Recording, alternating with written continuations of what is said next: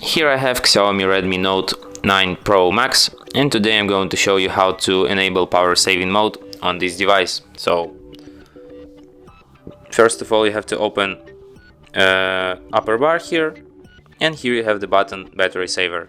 Tap on it once and you can enable this mode. You can hold your finger on it to access some of its settings. Here you can switch it.